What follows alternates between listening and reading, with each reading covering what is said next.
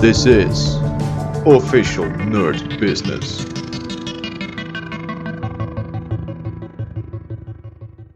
Hello nerd boys and girls, welcome back to our regular programming. As usual, we will be using Python today to take down another one of the Euler problems, in this case problem number 12. I have already created a template file, as I do for all of these challenges, and I have copied in the description from the Euler website, which reads highly divisible triangular number. The sequence of triangle numbers is generated by adding their natural numbers. The seventh triangle number would be 1 and 2 and 3 and 4 and 5, and 6 and 7 is 28. The first 10 terms would be 1. In fact, you could state that we start with the 0 and then add 1, then we add 2 to get 3, then we add 3 to get 6, then we add 4 to get 10, etc. The first 10 terms end at 55. And let us look at the factors. These are the regular factors, so all the numbers that cleanly divide each of these 7 triangle numbers, which for 1 is just 1, 3 is 1 and 3. So here we can see that in this description of our regular divisors of our factors, we do take the number itself and we do take 1. And then here are all the divisors for 6, for 10, for 15, 28. We can see that 28 is the first triangle number to have over 5 divisors. In this case it has 6, so that's more than 5. Yes, you are correct there. What is the value of the first triangle number to have over 500 divisors? Okay, that's a lot. So I've set up the rest. I've added some tags. Y prime is here, we might see it in a little bit. And we have one default parameter, which is the number of divisors we are looking for, and that is an integer, and default value is 500. So if you run this in the standard Euler solutions runner we've created, which will also time our solution, then this will have a default value of 500. And if we were we're going to create a program that does this now, so we will have t as our triangle number is 1, and you can see that the increment constantly keeps creeping up. We'll start out at 2, and then we have number of divisors, which is 0. We will have to check that. And while the number of divisors is less than whatever n we put in, we are going to do something. So first thing is checking if our triangle number has divisors, and how many then. How many?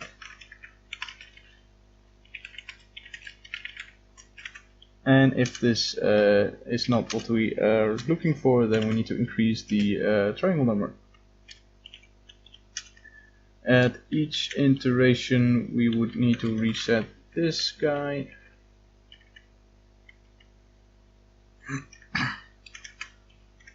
And here we are going to increase the triangle number.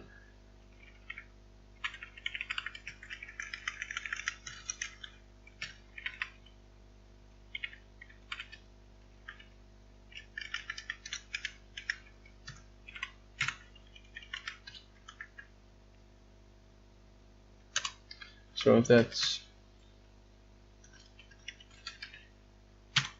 adding the increment that we currently have. So in our first loop, 1 will be increased by 2, giving us 3, and then the increment itself needs to be increased by 1. And that should give us the list of all the triangle numbers.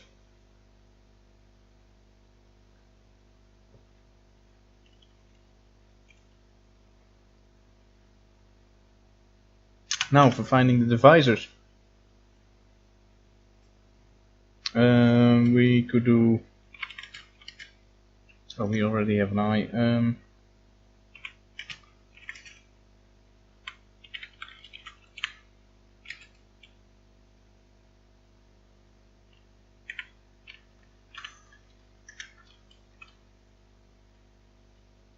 we want to check all the numbers from 1 up to and including the current triangle number, because those are valid divisors of itself. Now if our triangle number divided by whatever d we currently have,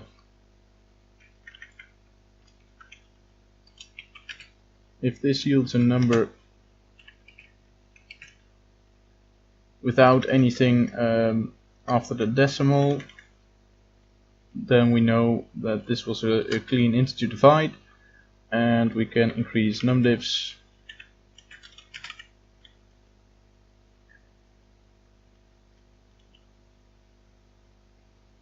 in fact, I'm gonna switch this up a little bit because we cannot increase the triangle number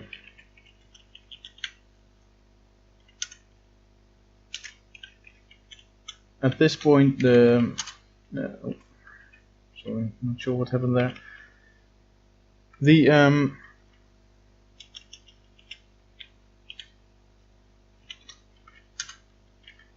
yes. The reason I'm switching this up is if this test is successful, if numdivs now is high enough, we want to exit the for loop or the while loop, and that happens the next time we enter here. And if we in the meantime first increment the triangle number, then this pokes me down loud, then the we no longer have the correct value, so we could subtract the increment again, but if we switch it up, we don't have to compensate for that. So there's that. Now we want to return whatever triangle number we were currently looking at. So if we were to run this with 5, it should yield 28. Let's give it a test spin. Oh, sorry, I am inputting the wrong number here. I'd like to test for 5. Eventually we want to test for 500, of course. But let's see what 5 does. This should give us 28. That's nice. In fact, this should be able to give us this. I'm gonna start main.py. Here is main.py, so I'm going to run this instead. And I'd like to run program number 12, please. Default parameters. Oh.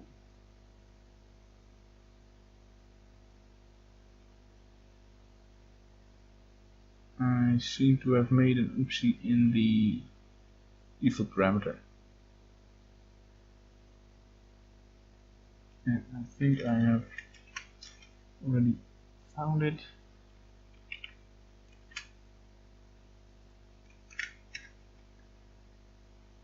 This looks better.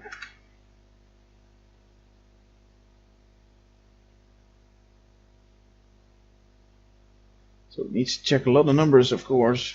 It needs to be a big number for it to have actually 500 devices. That's a lot. So we'll wait. We'll see what happens.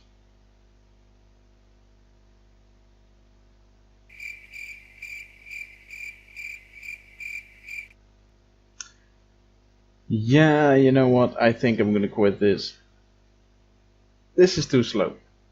And why? Well, we are testing a lot of numbers for divisibility, and we can in fact increase efficiency of this bit by a factor of 2.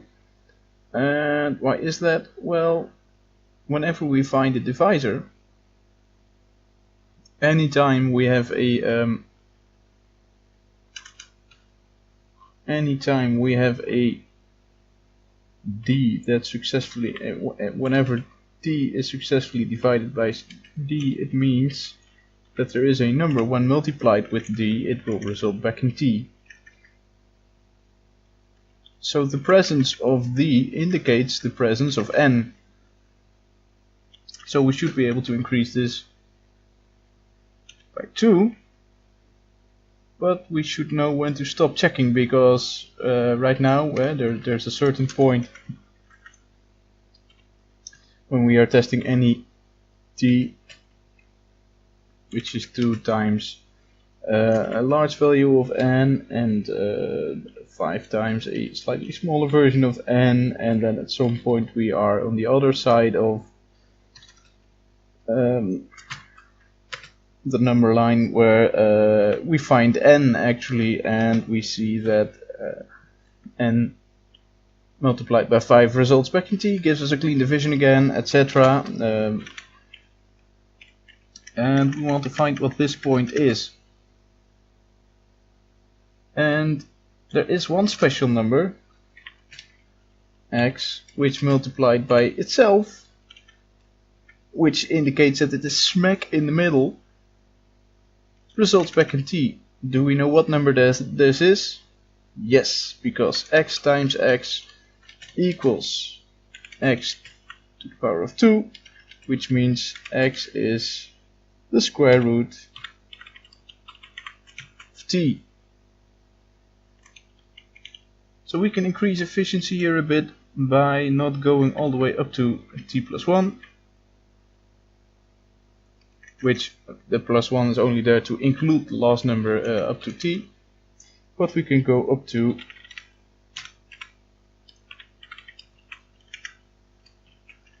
and we still need to import math, so let's do that.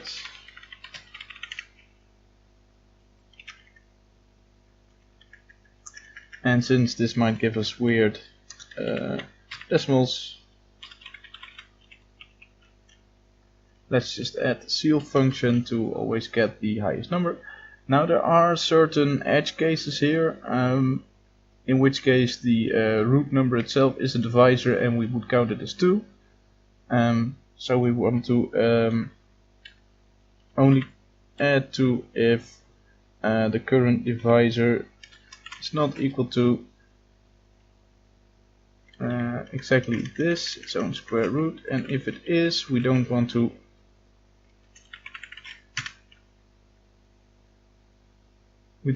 add it twice, so in that case we just want to add one instance of the square root.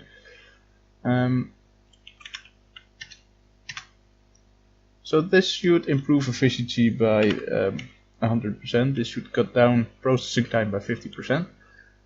Let's see if this will execute in anything of a speedy manner.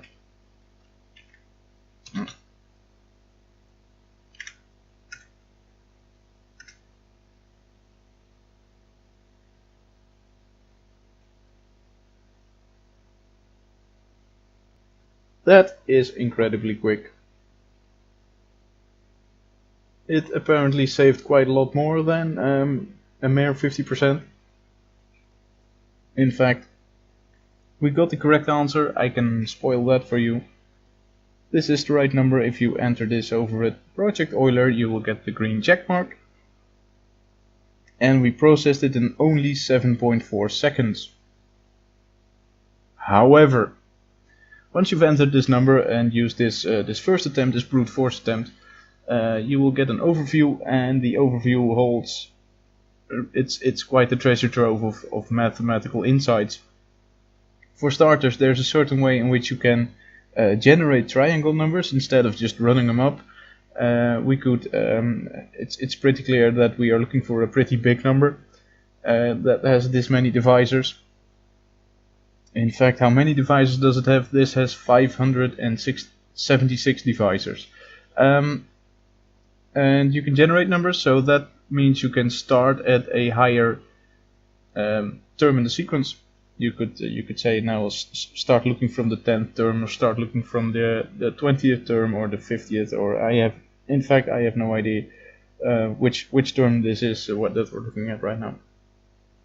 But there is a bit more important bit of math, and that's the following. You can get the number of divisors that a given number has by using a method involving the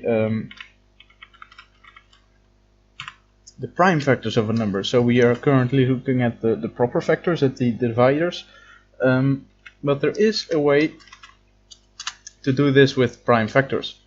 And I will first show you the code and then explain why this works on a mathematical level. I do have to do a little bit from memory, so bear with me here. Let's see, we want the we have a function that gives us all the prime factors, and that's in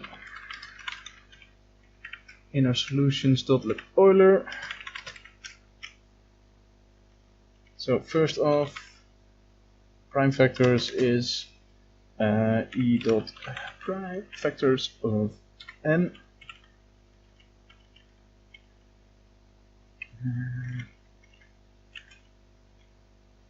No, not of n, of course. We do want this loop for prime numbers, but the computations we'll do is much cleaner than simply trial dividing everything. So this bit needs to go.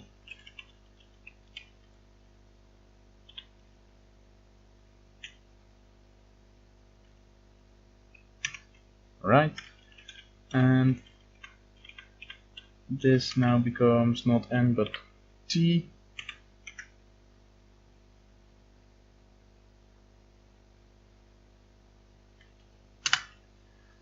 Now the tricky bit, every prime number can be described as a list of primes, or every number, excuse me, can be expressed as a list of primes, which in the case of 28 is a 2, and a 7. 28 is the example example triangle number given to us by the Euler description, and 2 times 7 is 14, times another 2 is 28, right? So we have two 2's. This can also be expressed. This means that 28 is 2 times 7, which can also be expressed as 2 to the 2 squared times another 7. And this is a base exponent notation. And if we take all of these exponents, so if we count how often a given prime is present in prime factorization, we can learn how many divisors there are. Funny but true. So we need a list of all the unique prime factors and a counting function, and Python provides readily. I want to see every unique prime, and there's the set function for that. So there's several different types of lists. We've seen dictionaries and we've seen the regular lists. There's also the set, and I'm not sure if we've used set before, but set guarantees that every member in the set only occurs once. So if you pass in a list, which might have duplicate elements, all the duplicates get removed. Set, in the case of 28, set will guarantee that we only get 1 2 and 1 7 in our list. So the second 2 is just lost for the set. Sets have unique elements. Now that's a pretty nifty function when you're interested in all unique occurrences. And now we want to know how often this element occurs in the list of prime factors, the original list of prime factors. So now we count all the 2's, but we don't want to specifically count 2's, we want to count whatever prime we currently have from our set. And we add 1 to it. That's a given from the paper, and we want this to start out as 1, and then we want to say that we want to multiply this number by whatever this gives us, and then we return this. So instead of running up through all the numbers from 1 to its own square root, instead we get the prime factors, which once again involves the prime or the square root of the given number, and based on its prime factorization it will tell us how many divisors it has. So if we were to run attempt number 2 instead of attempt number 1 in our solution, we had a 7.4 seconds here, and let's see what happens now. Oh, we seem to have an error somewhere.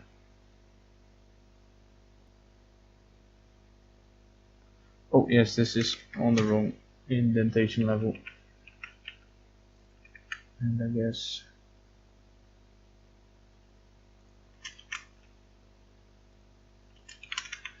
I'm sorry, I mucked up a little bit of code here, so I need to do some corrections. We already have a number that's perfectly valid to return, and that's this guy. So now that's in all the right places. We need to reset it at 1 because we are multiplying, and if we start it out at 0 and start multiplying, then of course it will remain 0. So we started out at 1. The triangle number increases there just regularly, so this should work slightly better, I hope.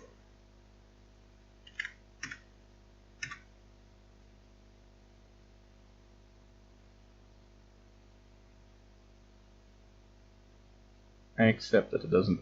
Oh wait, yeah, we are returning the wrong number, but we are also returning the wrong number. Something is still not quite right. Alright, so this took some debugging. We now have the correct answer for the base case of 5, and we could once again run it for the entire program. Excuse me, main.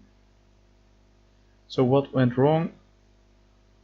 There was an error in our lib Euler in the prime sieve method where it determined the cutoff limit for numbers to test. I have added one for edge cases, and that now seems to work a lot better.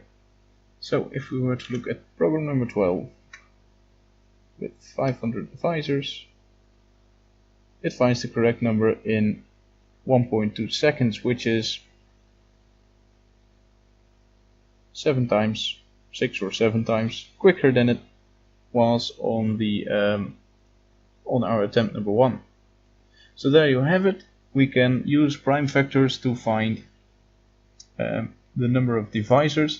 And why does this work? Well, basically it's because the following. If you take a look at 28, which is 2 and 2 and 7, then all of its divisors,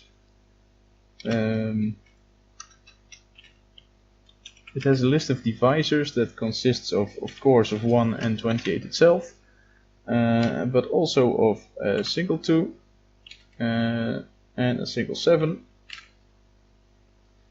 and also of 2 times 2, 2 times 7. So it uses all the prime factors. In fact, you could say for these numbers it's the empty set of prime factors, which usually defaults to 1, and it's also the set of all numbers.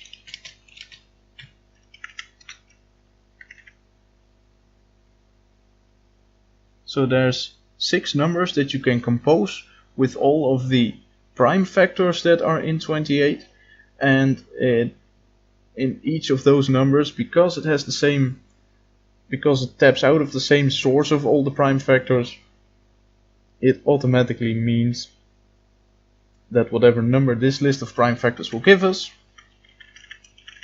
say this list, will divide whatever the full list will give us.